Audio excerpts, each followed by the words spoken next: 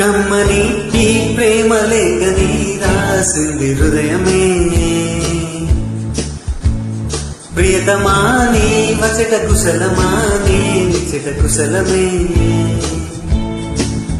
ఊహలన్నీ పాటలే కనుల తోటలో తొలి కథల కవితలే మాట మాటలు. ఓహో కమ్మని ఈ ప్రేమ లేఖని రాసింది హృదయమే.